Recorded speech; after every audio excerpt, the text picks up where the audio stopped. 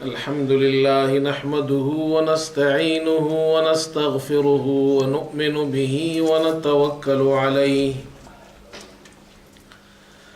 ونعوذ بالله من شرور أنفسنا ومن سيئات أعمالنا من يهده الله فلا مضل له ومن يضلله فلا هادي له ونشهد أن لا إله إلا الله وحده لا شريك له ونشهد أن سيدنا وحبيبنا ومولانا محمدا عبده ورسوله صلى الله تعالى على خير خلقه محمد وآله وأصحابه أجمعين أما بعد فأعوذ بالله من الشيطان الرجيم بسم الله الرحمن الرحيم واعبدوا الله ولا تشركوا به شيئا وبالوالدين إحسانا وبذي القربى واليتامى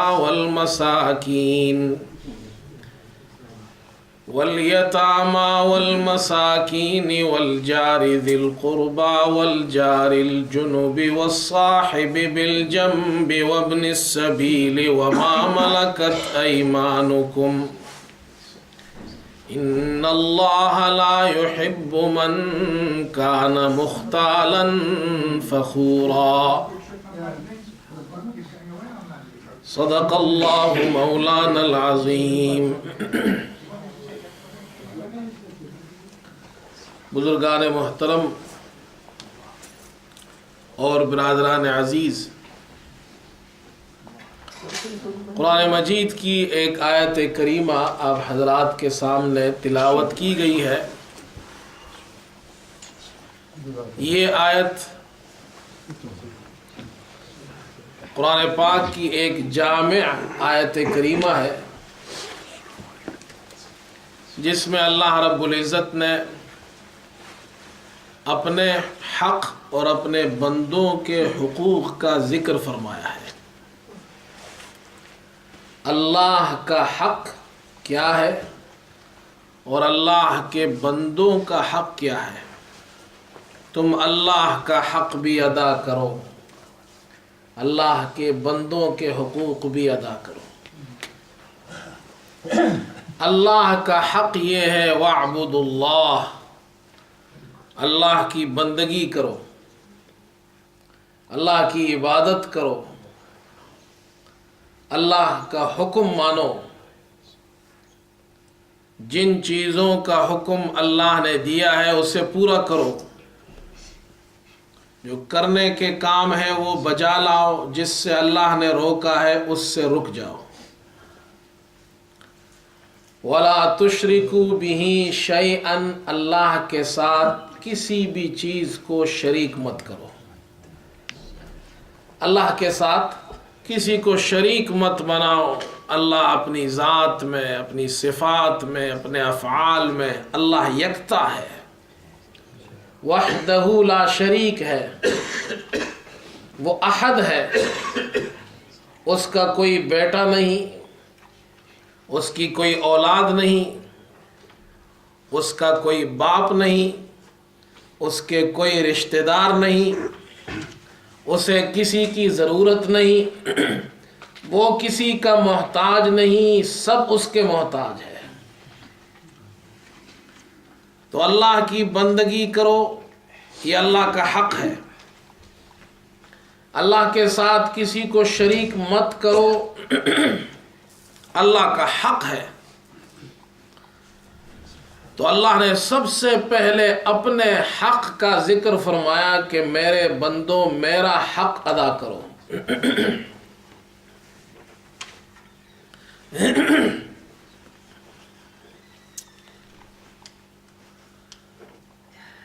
اس کے بعد اللہ نے بندوں کے حقوق کا ذکر کیا ہے، اور اللہ کے بندوں کے حقوق میں فرمایا وَبِالْوَالِدَيْنِ إِحْسَانًا، والدین کے ساتھ حسن سلوک کرو، وبذی القربا رشتہ داروں کے ساتھ، والیتاما یتیموں کے ساتھ، والمساکین مسکینوں کے ساتھ، والجار ذی القربا جو قریب کا ہمسایہ ہے اس کے ساتھ، والجار الجنب جو دور کا ہمسایہ ہے، والصاحب بالجنب جو تمہارا ساتھی، جو تمہارا ہم نشین ہے، وابن السبیل مسافر کے ساتھ، وما ملکت ایمانکم اور جو تمہارے مملوک ہے، ان سب کے ساتھ حسن سلوک کا معاملہ اختیار کرو۔ ان اللہ لا يحب من کان مختالا فخورا، بے شک اللہ رب العزت اترانے والے کو، فخر کرنے والے کو، بڑائی اختیار کرنے والے کو پسند نہیں کرتا ہے۔ اللہ نے بندوں کے حقوق کا ذکر کیا، جن بندوں کے حقوق ہے ان بندوں کا ذکر کیا، ان میں سے والدین کا ذکر کیا کہ اللہ کے حق کے بعد سب سے بڑا حق والدین کا ہے۔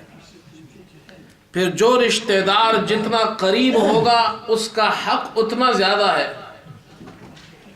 پھر یتیموں کے ساتھ اور پھر پڑوسیوں کے ساتھ۔ پڑوسیوں کے حقوق اسلام نے ہمیں جہاں والدین کے، رشتہ داروں کے، اولاد کے، بیوی کے، بھائیوں کے، بہنوں کے حقوق بتائے ہیں، وہاں اسلام نے ہمیں پڑوسیوں کے حقوق بھی بتلائے ہیں۔ والجار ذی القربى والجار الجنب، خاص طور پر اللہ نے پڑوسیوں کی دو قسمیں بیان کی ہیں، والجار ذی القربى والجار الجنب۔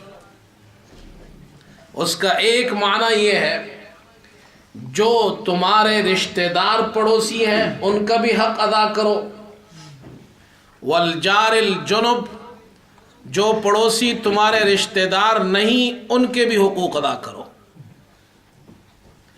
ایک معنی یہ ہے والجار ذی القربى جو تمہارا قریبی رشتہ دار ہے، جس کا گھر تمہارے گھر کے قریب ہے، اس کا بھی حق ادا کرو۔ والجار الجنب جس کا گھر تمہارے گھر کے ساتھ ملا ہوا نہیں، قریب نہیں، دور ہے، اس کا بھی حق ادا کرو۔ والجار ذی القربى ایک معنی یہ ہے جو مسلمان رشتہ دار ہے اس کا حق ادا کرو۔ والجار الجنب جو تمہارا پڑوسی ہے، مسلمان نہیں، غیر مسلم ہے، کافر ہے، اس کا بھی حق ادا کرو۔ والجار ذی القربى والجار الجنب، جتنے بھی پڑوسی ہیں جو تمہارے ساتھ آس پاس ان کے مکانات ہیں، چاہے وہ تمہارے رشتہ دار ہو، چاہے وہ تمہارے رشتہ دار نہ ہو، چاہے وہ مسلمان ہو، چاہے وہ غیر مسلم ہو، چاہے تمہاری قوم کے ہو، تمہاری زبان کے ہو، تمہارے علاقے کے ہو، کسی بھی اعتبار سے وہ تمہارے ساتھ ان کا کوئی بھی تعلق رنگ، نسل، قوم، زبان میں اگرچہ نہیں، مذہب میں نہیں، رشتے میں نہیں، لیکن پڑوسی ہونا خود اتنا بڑا تعلق ہے کہ تم اس کا خیال رکھو۔ والجار ذی القربى سارے پڑوسی اس میں آ گئے، والجار الجنب تمام پڑوسی ان دونوں میں آ گئے۔ اللہ نے ہر قسم کے پڑوسیوں کو ان دو لفظوں میں جمع کر کے حکم دیا، تمام پڑوسیوں کے حق ادا کرو۔ علماء نے لکھا کہ پڑوسی کی حد کہاں تک پڑوسی ہے؟ فرمایا 40 گھر، 40 گر تمہارے دائیں سمت، 40 گر بائیں سمت، 40 گر آگے، 40 گر پیچھے، اس ایریے میں جتنے لوگ رہتے ہیں وہ سب تمہارے پڑوسی ہیں، ان سب کے حق ادا کرو۔ اور اگر آپ 40 گر چاروں طرف دیکھیں تو اس میں پورا گاؤں سما جاتا ہے، پورا محلہ آ جاتا ہے۔ جو ایریا ہے آپ کا، یہاں تو پوسٹ کوڈ چلتا ہے، 40 گھر میں تو پتہ نہیں کتنے پوسٹ کوڈ آ جائیں گے۔ یہ سب تمہارے پڑوسی ہے، ان کے حقوق ہے، ان حقوق کو ادا کرو، ان کا خیال رکھو، ان کے ساتھ حسن سلوک کرو، ان سے تکلیف کو دور کرو۔ تکلیف دینا تو دور کی بات، تم ان سے تکلیف کو دور کرو۔ وہ بیمار ہو جائے ان کی عیادت کرو، ان کے یہاں خوشی ہو، کوئی بھی خوشی کا موقع ان کے یہاں آئے ان کو مبارکباد دو، ان کے یہاں غم آئے، مصیبت آئے، تعزیت کرو، ان کو دلاسا دو۔ اسلام نے ہمیں پڑوسیوں کے بارے میں یہ حقوق دیے ہیں، یہ صرف ثواب کا کام نہیں بلکہ حق ہے، فرض ہے تمہارے اوپر کہ تم ان کا خیال رکھو۔ حضور پاک علیہ السلام فرماتے ہیں، آپ نے ارشاد فرمایا، ما زال جبرائیل یوصینی بالجار، جبرائیل علیہ السلام میرے پاس آتے اور بار بار مجھے پڑوسیوں کے بارے میں وصیت فرماتے تھے۔ یہ نہیں ایک مرتبہ کہا، 2 مرتبہ جبرائیل علیہ السلام نے کہا یا 3 مرتبہ کہا، نہیں، ما زال جبرائیل یوصینی بالجار، بار بار جبرائیل علیہ السلام مجھے پڑوسیوں کے بارے میں تاکید فرماتے تھے، وصیت فرماتے تھے، یہاں تک کہ حضور پاک علیہ السلام نے فرمایا، حتی ظننت، یہاں تک کہ مجھے ان کے بار بار کہنے سے، وصیت کرنے سے، ان کی تاکیدات سے یہ خیال ہونے لگا، حتی ظننت انہ سیورثنی، یہاں تک کہ مجھے یہ خیال پیدا ہوا کہ جبرائیل علیہ السلام پڑوسیوں کو میرے ساتھ وراثت میں، یعنی ہمارے ساتھ وراثت میں شریک کر دیں گے۔ اتنی تاکید حضرت جبرائیل علیہ السلام نے فرمائی اور حضور پاک علیہ السلام سے کہ پڑوسیوں کا خیال رکھو، ان کو تکلیف مت دو، ہمارے کسی قول سے، ہمارے کسی فعل سے، ہمارے کسی کام سے پڑوسیوں کو ذرہ برابر تکلیف نہ ہو۔ مثال کے طور پر آپ نے گاڑی پارک کی پڑوسیوں کے گھر کے سامنے، ان کو تکلیف ہوگی۔ آپ نے کوئی گھر سے کوئی چیز نکالی، غیر ضرورت کی چیز، پھینکنے کی چیز، کچرا ہے، پڑوسیوں کے سامنے، دروازے کے سامنے، گھر کے سامنے رکھ دیا، ان کو تکلیف ہوگی۔ گھر میں آپ اتنا شور ہو کہ پڑوسیوں کو تکلیف ہو، ان کی نیند میں خلل ہو، یہ پڑوسیوں کو تکلیف نہ دو، نہ اپنے فعل سے تکلیف دو، نہ اپنے قول سے تکلیف دو۔ پڑوسیوں کے ساتھ مسلمان حسن سلوک کا معاملہ کرتا ہے، اچھائی کا معاملہ کرتا ہے، ان کا خیال رکھتا ہے، اگر وہ کمزور ہے ان کی مدد کرتا ہے۔ آپ جا رہے ہیں سودا لینے، آپ کے پڑوس میں ہے کوئی خاتون ہے، کوئی بزرگ ہے، کوئی ان کی خدمت کرنے والا نہیں، آپ کو ویسے ہی اپنی شاپنگ کرنی ہے، اپنا سودا تو لینا ہے، ان کے لیے بھی لے آئے، پڑوسی بھی خوش ہوگا، اللہ بھی خوش ہو جائے گا۔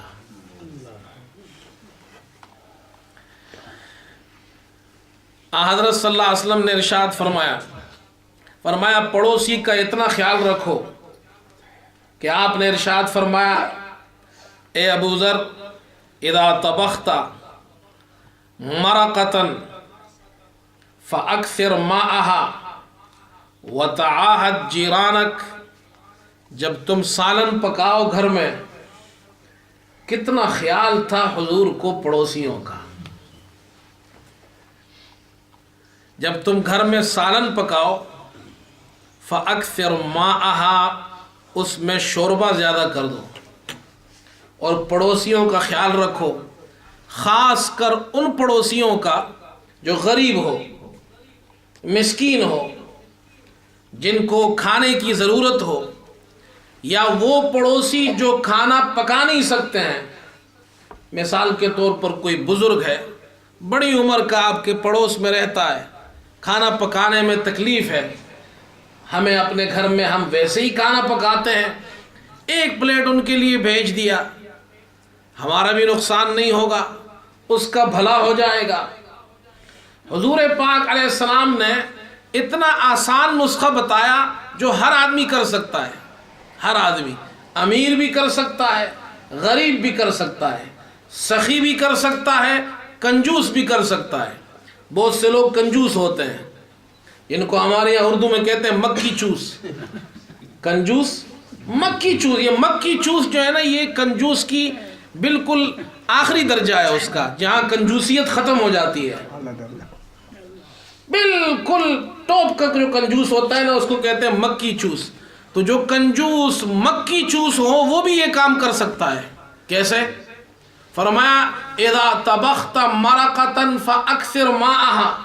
قربان جائیے، حضور پاک علیہ السلام نے یہ نہیں فرمایا اے ابو ذر جب تم کھانا پکاؤ تو اس میں گوشت زیادہ کر دو، جب تم سالن پکاؤ تو اس میں ایک پاؤ پڑوس کے لیے بھی ڈال دو. نہیں، مرغی پکاؤ تو آدھی مرغی پڑوسیوں کے لیے بھی بناؤ. یہ تو بڑا مشکل ہو جائے. کنجوس آدمی وہ کسی کو آدھی مرغی کھلائے، کنجوس آدمی کسی کو پاؤ گوشت کھلائے، اس کی تو جان نکل جائے گی. لیکن حضور پاک علیہ السلام کی ہدایات دیکھیے، آپ نے ایسی ہدایات دی ہیں کنجوس بھی اس پہ عمل کر سکتا ہے. فرمایا اذا طبخت مرقۃ فاکثر ماءها، گوشت نہیں ڈالو زیادہ، مرغی بھی نہ ڈالو اس میں صرف پانی ڈال کر اس کا شوربہ زیادہ کر دو. اور نہیں، کم از کم یہ شوربہ تو تم کسی کو کھلا سکتے ہو. قربان جائیے، حضور پاک علیہ السلام نے اتنا آسان کر دیا، اس پہ ہر آدمی عمل کر سکتا ہے. پڑوسیوں کا خیال رکھو، شوربہ زیادہ کرو، تھوڑا سا شوربہ ان کی یہاں بھیج دو، تھوڑی سی روٹی ان کی یہاں بھیج دو، وہ بھی کھا لیں گے، ان کے پیٹ میں کچھ چلا جائے گا، ان کے بچے کھا لیں گے. یہ ہے تعلیمات حضرت صلی اللہ علیہ وسلم کی پڑوسیوں کے بارے میں، جس سے اندازہ لگایا جا سکتا ہے کہ اسلام پڑوسیوں کا کتنا خیال رکھتا ہے، کتنا خیال رکھتا ہے ان کا. ہمارے کسی عمل سے ان کو تکلیف نہ ہو، بلکہ ان کو جس عمل سے، جس کام سے فائدہ پہنچتا ہو وہ پہنچائے. آپ صلی اللہ علیہ وسلم نے ارشاد فرمایا اگر تمہارا کوئی پڑوسی تمہاری دیوار پر کھیل ٹوکنا چاہتا ہے، کھیل لگانا چاہتا ہے، تو اس سے منع مت کرو، اس کو فائدہ لینے دو، تمہارا کوئی نقصان نہیں، اس کو فائدہ ہو جائے گا.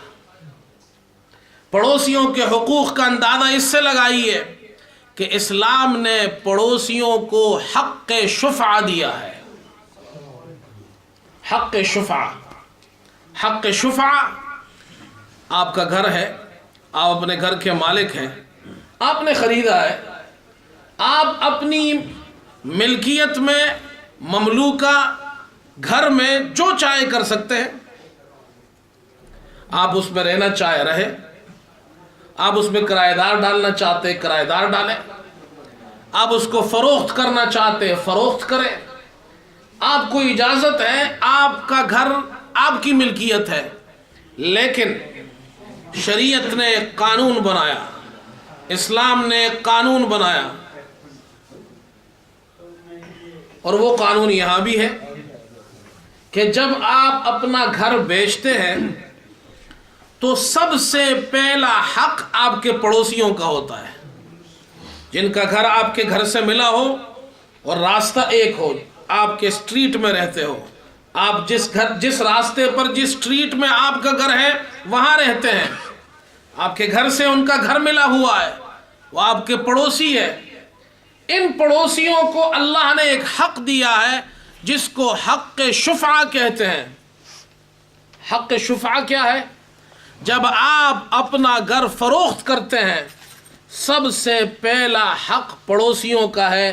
اگر وہ لینا چاہے تو وہ اس گھر کو لے سکتے ہیں، اگر وہ نہ لینا چاہے پھر کوئی اور لے اس گھر کو. اندازہ لگائیے. اب اگر کوئی یہ سوال کرے کہ پڑوسیوں کو یہ حق کیوں دیا ہے؟ میرا اپنا گھر ہے، آپ کا بھائی ہے، آپ کا بھائی ہے اور وہ آپ کا پڑوسی نہیں ہے، وہ کسی اور علاقے میں رہتا ہے. آپ اپنا گھر اپنے بھائی کو، سگے بھائی کو بھی فروخت نہیں کر سکتے ہیں. آپ کا بیٹا ہے، وہ آپ کا سگا بیٹا ہے، آپ اس کو بھی اس وقت تک فروخت نہیں کر سکتے ہیں جب تک کہ آپ کے پڑوسی یہ کہے کہ ہم نہیں لینا چاہتے، وہ اپنے حق سے دستبردار ہو جائے. اسلام نے پڑوسیوں کا اتنا خیال رکھا کہ ان کو حق دیا شفعے کا. اگر وہ یہ گھر نہیں لینا چاہتے ہیں پھر آپ جسے چاہے فروخت کر دیں. زمین ہے، گھر ہے، دکان ہے، اس میں حق شفعہ اسلام نے رکھا ہے. اور یہ اس لیے رکھا ہے کہ ٹھیک ہے آپ تو ہمارے پڑوسی رہے، 10 سال ہمارے ساتھ رہے، 15 سال ہمارے ساتھ گزارے، 20 سال ہم نے آپ نے بہت اچھا وقت گزارا، ایک اچھے پڑوس میں رہے. اب آپ اپنا گھر فروخت کر رہے ہیں، جا رہے ہیں، کوئی اور آپ کی جگہ آ رہا ہے. ہمیں کیا معلوم وہ کیسا آدمی ہے، اچھا ہوگا، برا ہوگا، اخلاق اس کے اچھے ہیں یا نہیں. اس لیے اسلام نے ان کو حق دیا نہیں، اگر تم لینا چاہتے ہو پہلے تم لو، اگر نہیں لینا چاہتے اپنے حق سے دستبردار ہو جاؤ، پھر کوئی اور اس گھر کو لے سکتا ہے. کتنا خیال رکھا اسلام نے پڑوسیوں کا، ان کو یہ حقوق دیے اسلام نے کہ ان کا خیال رکھو، ان کو تکلیف مت پہنچاؤ، ان کی خدمت کرو، ان کے ساتھ حسن سلوک سے پیش آؤ. یہاں تک کہ رسول اللہ صلی اللہ علیہ وسلم نے ایک موقع پر صحابہ کے سامنے آپ نے ایک جملہ ارشاد فرمایا اور 3 مرتبہ آپ نے ریپیٹ کیا اس جملے کو. 3 مرتبہ فرمایا واللہ لا یؤمن، واللہ لا یؤمن، واللہ لا یؤمن. خدا کی قسم وہ شخص مومن نہیں، خدا کی قسم وہ شخص مومن نہیں، خدا کی قسم وہ شخص مومن نہیں. صحابہ ڈر گئے. قیل من یا رسول اللہ، اے اللہ کے رسول وہ کون ہے جس کے بارے میں آپ ڈرا رہے ہیں، آپ ہمیں سمجھا رہے ہیں کہ اس شخص کا ایمان نہیں. اور 1 مرتبہ نہیں 3 مرتبہ آپ نے ارشاد فرمایا. اور صرف یہ نہیں فرمایا وہ مومن نہیں، خدا کی قسم وہ مومن نہیں. پیغمبر قسم کھائے، پیغمبر کو قسم کھانے کی ضرورت نہیں. پیغمبر کی زبان سے جو بات نکلے وہ سچی ہوتی ہے، وہ بغیر قسم کے بھی سچی ہوتی ہے. لیکن حضور پاک علیہ السلام نے اپنی بات کو مزید تاکید کے لیے لوگوں کے دماغ اور ان کے قلوب میں اچھی طرح راسخ کرنے کے لیے آپ نے اللہ کی قسم کھا کر کہا واللہ لا یؤمن، خدا کی قسم وہ شخص مومن نہیں، خدا کی قسم وہ شخص مومن نہیں، خدا کی قسم وہ شخص مومن نہیں. صحابہ نے پوچھا من، قیل من یا رسول اللہ، اے اللہ کے رسول وہ کون ایسا بدبخت ہوگا جس کے بارے میں آپ پیغمبر فرما رہے ہیں کہ خدا کی قسم وہ مومن نہیں. آپ نے فرمایا من لا یأمن جارہ بوائقہ، وہ شخص جس کا پڑوسی اس کے شر سے محفوظ نہیں وہ مومن نہیں ہے. من لا یأمن جارہ بوائقہ، جس کا بوائقہ اے شرورہ، جس کا پڑوسی اس کے شر سے، اس کی تکلیف سے، اس کی اذیت سے، اس کی پریشانی سے، اس کے شور سے، ہمارے یہاں اللہ معاف کرے، آج مسلمانوں کا حال اللہ ہی ہمیں ہدایت دے، تنزلی کی طرف جا رہے ہیں، انحطاط کی طرف جا رہے ہیں۔ غیر مسلم ہے وہ پڑوسیوں کا خیال رکھتا ہے، وہ شور رات کو نہیں کرتا کہ ان کے پڑوسی ڈسٹرب ہو۔ اور ہمارے یہاں کسی کی شادی ہو، یہاں تو پھر بھی ہم قانون سے ڈرتے ہیں، لیکن جہاں سے ہم آئے ہیں وہاں کا حال ہمیں معلوم ہے۔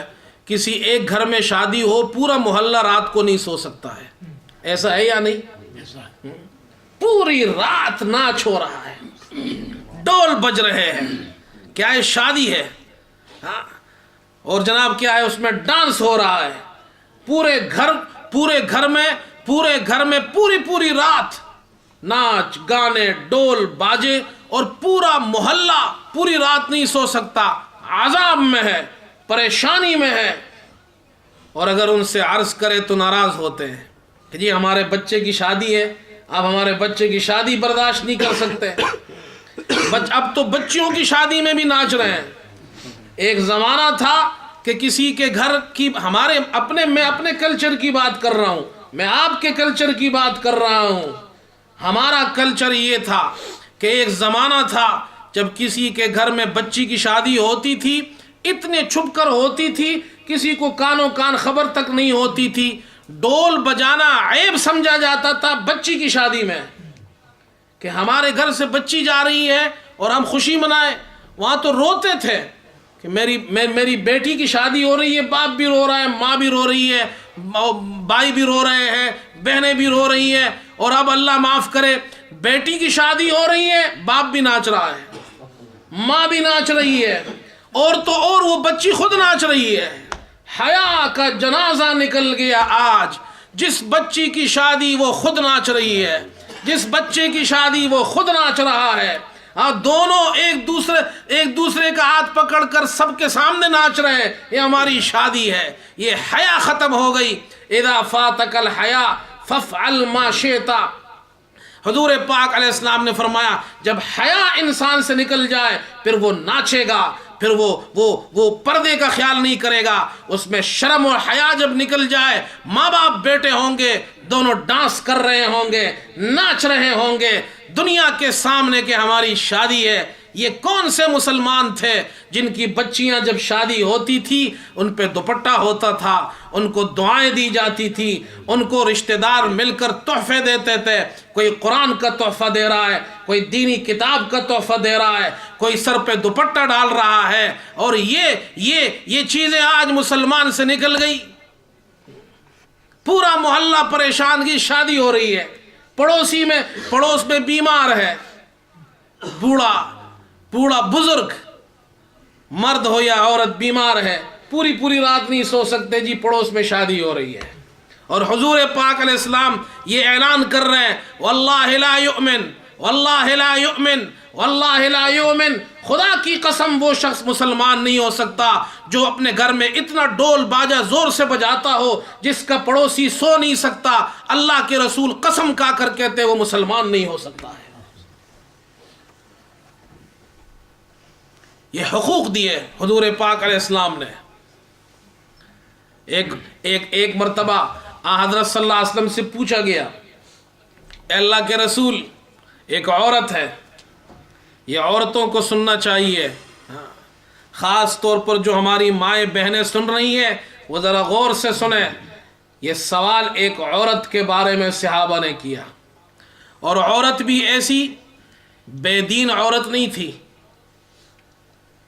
کوئی بری عورت نہیں تھی، یعنی مسلمان تھی، دیندار تھی، اور سوال کرنے والے نے سوال میں اس کی دینداری کا ذکر کیا، اور دینداری کا اے اللہ کے رسول ایک عورت ہے جو نمازی ہے، نماز پڑھتی ہے، پابند صلاۃ ہے، روزہ رکھتی ہے، نماز بھی پڑھتی ہے، روزہ بھی رکھتی ہے، اللہ کی عبادت کرتی ہے، ایک مسلمان دیندار خاتون ہے، لیکن اس میں ایک بیماری، ایک عیب یہ ہے کہ اپنے پڑوسیوں کو اذیت دیتی ہے، اپنے پڑوسیوں کو تکلیف دیتی ہے، اپنے پڑوسیوں کے ساتھ جھگڑتی ہے، ان کو پریشان کرتی ہے، ان کو اذیت پہنچاتی ہے، ان کا دل دکھاتی ہے، ان کو برا بھلا کہتی ہے۔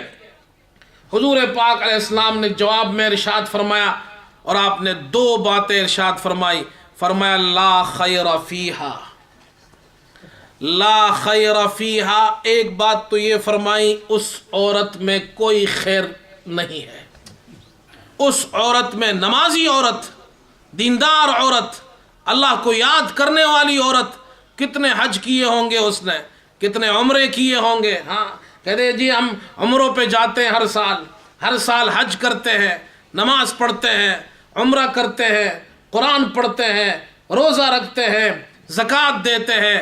ایسی عورت کے بارے میں حضور پاک علیہ السلام فرما رہے لا خیر فیہا، اس عورت میں ذرہ برابر خیر نہیں جو اپنے پڑوسیوں کو اذیت دیتی ہے۔ اور آگے فرمایا کہ وہ عورت اس میں خیر نہیں، فرمایا دوسری بات کہ وہ اس کے ساتھ ساتھ جہنمی بھی ہے، اس کے ساتھ ساتھ جہنمی بھی ہے،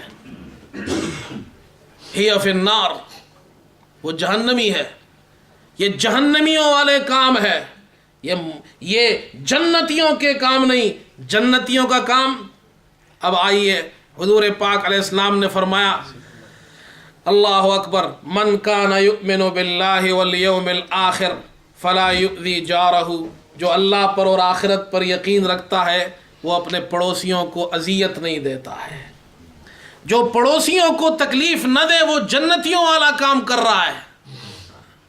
جنت میں اللہ نے جنت کا ذکر کیا ہے قرآن میں، اور جنتیوں کی ایک خوبی اللہ نے بیان کی ہے، ویسے تو بہت خوبیاں بیان کی ہے، لیکن ایک خوبی اللہ نے جنتیوں کی بیان، کیونکہ جنت میں بھی پڑوس ہوں گے، جنت میں بھی لوگ اسی طرح رہیں گے، محلے ہوں گے، پڑوس ہوں گے، اسٹریٹ ہوں گے، علاقے ہوں گے، کسی جگہ انبیاء علیہم السلام ہوں گے، کسی جگہ صحابہ ہوں گے، اولیاء اکرام ہوں گے، گزشتہ انبیاء ہوں گے، صدیقین، شہداء اور صالحین ہوں گے، اور پھر ان کے محلے ہوں گے، ان کے علاقے ہوں گے، ان کی جنتیں ہوں گی۔ وہ بھی تو ہم مسلمان جب انشاءاللہ جنت میں جائیں گے، جانا ہے نا بھائی جنت میں، جب جنت میں جائیں گے تو وہ ہمارے پڑوسی ہوں گے نا۔ جنت میں ایک کام اللہ نے جنتیوں کا قرآن میں بتایا، اور وہ کیا؟ وہ یہ کہ جنتیوں میں جھگڑا نہیں ہوگا، اور جنتی کسی دوسرے جنتی کو پریشان نہیں کرے گا، جھگڑا نہیں ہوگا ان میں۔ ان للمتقین مفازا حدائق واعنابا وکواعب اترابا۔ اور قرآن پاک میں اللہ نے ایک جگہ ذکر کیا لا يسمعون فیہا لغوا ولا تأثیما، کوئی گناہ کا کام، کوئی جھگڑا، کوئی شور، کوئی گالی، پڑوسی کو اذیت دینا۔ معلوم ہوا پڑوسیوں کو اذیت دینا اتنی بری چیز ہے کہ اگر جنت میں بھی پڑوسی کو اذیت ملے تو جنت خراب ہو جائے گی۔ اگر جنت میں بھی پڑوسی کو اذیت ملے تو جنت کا مزہ خراب ہو جائے گا۔ اس لیے اللہ نے جنت کا ماحول، جنتیوں کا ماحول ایسا بنایا ہے، جنت کو اس طرح اللہ نے بنایا ہے جنتیوں کے لیے کہ ایک جنتی اپنے دوسرے پڑوسی جنتی کو پریشان نہیں کرے گا۔ یہ اللہ نے قرآن میں بیان کیا۔ معنی یہ ہوا جو آدمی دنیا میں اپنے پڑوسی سے خوش ہے گویا وہ جنتیوں والا کام کر رہا ہے، اور جہنم میں شور ہوگا، جہنمی میں اور قرآن پاک میں اللہ نے وہ منظر بیان کیے، جھگڑا ہوگا،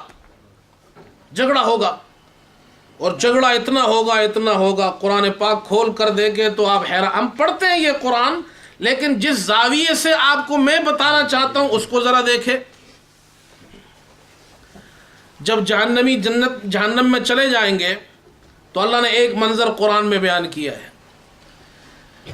اور وہ منظر یہ ہے کہ جو ان کے لیڈر ہوں گے، لیڈروں کو ڈرنا چاہیے قوم کو کدھر لے جا رہے ہیں. جو حکمران ہوں گے، تو جو لیڈر جنہوں نے ان کو گمراہ کیا، جو حکمران اور جنہوں نے ان کو اپنی قوم کو تباہ و برباد کیا، ان کو جہنم والے کام کرائے، گمراہی میں رکھا ان کو، تو یہ لیڈر بھی جہنمی، ان کے فالوورز بھی جہنمی. جب یہ جہنم میں چلے جائیں گے تو جہنم کے اندر یہ جو ان کے مرید ہوں گے، ان کے فالوورز ہوں گے، یہ جھگڑا کریں گے اور یہ ان کو کہیں گے کہ تم نے ہمیں گمراہ کیا تھا. اور پھر اللہ سے کہیں گے اے اللہ، ان لوگوں نے ہمیں گمراہ کیا تھا، ان کو تو ہم سے زیادہ عذاب دے. آپس میں جھگڑ رہے ہوں گے. اور شیطان جتنے ساری جہنم میں جتنے انسان ہوں گے، سب کو گمراہ کرنے والا شیطان، اس شیطان سے بھی جھگڑیں گے. معنی یہ ہے جہنمیوں کے پڑوسی ایک دوسرے سے جھگڑیں گے اور جنت کے پڑوسی ایک دوسرے سے جھگڑا نہیں کریں گے. تو جو دنیا میں مسلمان پڑوسی اپنے پڑوسیوں کا خیال رکھتا ہے، گویا وہ جنتیوں والا کام کر رہا ہے، اور جو اپنے پڑوسیوں کو تکلیف دے رہا ہے وہ جہنمیوں والا کام کر رہا ہے. حضور پاک علیہ السلام نے اس عورت کے بارے میں فرمایا کہ جو نماز بھی پڑھتی ہے، روزہ بھی رکھتی ہے، دیندار ہے، پرہیزگار ہے، ذکر و اذکار کرتی ہے. صحابہ نے کہا اللہ کے رسول، پڑوسیوں کو اذیت دیتی ہے بڑی دیندار خاتون. آپ نے فرمایا اللہ خیر فیہا، اس عورت میں ذرہ برابر کوئی خیر نہیں، اور یہ عورت جہنمیوں میں سے ہے. میرے دوستو، پڑوسیوں کا خیال رکھو. ہم مسلمان ہیں، ہم یہاں رہتے ہیں، ہمارے کسی پڑوسی کو ہم سے تکلیف نہ ہو. اور دوسری بات آپ سے یہ عرض کرنی ہے کہ خاص طور پر جب ہم مسجد آئے، مسجد اللہ کا گھر ہے. جس طرح ہمارے گھر کے پڑوسی ہوتے ہیں، اللہ کے گھر کے بھی پڑوسی ہوتے ہیں. ہمارے پڑوسی وہ 40 گھر تک ہمارے پڑوسی ہوتے ہیں. کہاں تک؟ 40 گھر تک. لیکن اللہ کے گھر کے پڑوسی اس سے بھی زیادہ ہوتے ہیں، کیونکہ اللہ کا گھر ہے، ہمارا گھر تو ہے نہیں. جس طرح اللہ کے گھر کی شان بلند ہے، اس طرح اللہ کے گھر کے پڑوسیوں کی تعداد بھی زیادہ ہے. کتنی ہے؟ حضرت علی رضی اللہ عنہ فرماتے ہیں، آپ نے ایک روایت میں ارشاد فرمایا کہ مسجد میں اذان ہو. پہلے زمانے میں مسجد چھت پر چڑھ کر اذان دیتے تھے، اونچی جگہ چڑھ کر اذان دیتے تھے. آپ یقین سے بتائیں، ایک آدمی اوپر چڑھ کر اذان دے، کہاں تک آواز جائے گی؟ 40 گھر سے تو زیادہ ہوگی نا. اور کسی کی بڑی آواز ہو تو 1 میل تک بھی جاتی ہے. حضرت علی فرماتے ہیں مسجد سے اذان ہو، اور جہاں جہاں تک جس گھر تک مسجد کے اذان کی آواز جائے، وہ سب کے سب مسجد کے پڑوسی ہے. صرف یہ اسٹینلی روڈ مسجد کے پڑوسی نہیں. اگر کوئی چھت پہ چڑھ کے اذان دے اور پھر آپ دیکھیں کہاں تک آواز جاتی ہے، یہ سب کے سب مسجد کے پڑوسی ہے. جب ہمارے پڑوسیوں کا خیال نہ رکھے تو وہ شخص مومن نہیں، اور جو اللہ کے گھر کے پڑوسیوں کا خیال نہ رکھے اس کا کیا حال ہوگا. اس واسطے میرے دوستو، ہم جب یہاں نماز کے لیے آئے تو یہ سوچ کر آئے یہ اللہ کا گھر ہے، یہ آس پاس رہنے والے اللہ کے گھر کے پڑوسی ہے. اور پھر ان میں جو تعداد ہے غیر مسلموں کی ہے. گناہ تو گناہ ہوگا، اگر ہم ان کو تکلیف دیں گے اللہ ناراض ہوگا، وہ الگ. گناہ ہوگا وہ الگ، آخرت برباد ہوگی وہ الگ. اس کے ساتھ ایک بڑا نقصان یہ ہوگا کہ اللہ کو ناراض کرنے کے ساتھ، اپنی آخرت کو برباد کرنے کے ساتھ، گناہوں کو سمیٹنے کے ساتھ ایک بڑا گناہ یہ ہوگا اگر ہم نے اپنی گاڑی کسی کے گھر کے سامنے پارک کی. آپ یقین سے بتائیے کیا اللہ ہماری وہ نماز قبول کرے گا؟ کیسی نماز قبول ہوگی؟ لیکن اس کے ساتھ جو بڑا نقصان ہوگا وہ کیا ہوگا؟ اللہ بھی ناراض، آخرت بھی برباد، گناہ کا بوجھ بھی لیا، اور سب سے بڑا نقصان یہ ہے آپ نے اپنی گاڑی باہر کسی کے ڈرائیو وے کو بلاک کیا، اس سے اسلام بدنام ہوگا، اس کا وبال بھی آپ پر ہوگا، مجھ پر ہوگا اگر میں نے غلط پار کی ہے، آپ پر ہوگا اگر آپ نے غلط پار کی ہے۔ آپ یقین سے بتائیں، ہم مسلمان تو وہ ہماری تاریخ ہے جن کو جب کسی راستے سے گزرتے تھے مسلمانوں کی جماعت کہیں سے گزرتی تھی، مسلمان کہیں سے گزرتے تھے تو ایک آواز لگاتے تھے اور پراؤڈلی آواز لگاتے تھے، فخر کے ساتھ آواز لگاتے تھے۔ وہ جب ادھر بھی غیر مسلم بازار سے مسلمان گزر رہا ہے، اس کے لباس کو دیکھ کر، اس کے اخلاق کو دیکھ کر، اس کی شرم و حیا کو دیکھ کر، اس کے چہرے پہ ایمان کے نور کو دیکھ کر، وہ غیر مسلم ان کو دیکھتے تو مسلمان مسکرا کر ایک جملہ کہتے تھے، کونو مثلنا، اے دنیا کے انسانوں ہماری طرح ہو جاؤ۔ یقین سے بتائے آج ہم میں سے کوئی مسلمان ایسا ہے جو باہر جائے، ٹاؤن میں جائے، اسٹریٹ پہ گھومے، بازار میں جائے اور وہاں جا کر لوگوں سے کہے کونو مثلنا، لوگ ہم پر ہنسیں گے؟ اسلام کیا صرف نماز پڑھنے کا نام ہے؟ ہم نے آ کر نماز پڑھی ہے جی جناب، نماز پڑھ لی آپ نے، جمعے کی نماز پڑھنی ہے، گاڑی تیز تیز چلاتے آ رہے ہیں، ٹریفک سگنل توڑ رہے ہیں، ہاں، اور جناب سپیڈنگ کر رہے ہیں، کیوں؟ جی جماعت نکل جائے گی۔ ارے بھائی، وہ جو جماعت نکل جائے گی اس کا غم ہے، یہاں جو تیرا ایمان کا جنازہ نکل رہا ہے اس کی فکر نہیں۔ یہ کتنے لوگوں کو پریشان کر رہا ہے، یہ کتنے لوگ تجھے دیکھ کر، تیری ٹوپی کو دیکھ کر، ہاں، تیرے حلیے کو دیکھ کر یہ جمعہ پڑھنے والے پورے شہر کو برباد کیے ہوئے ہیں۔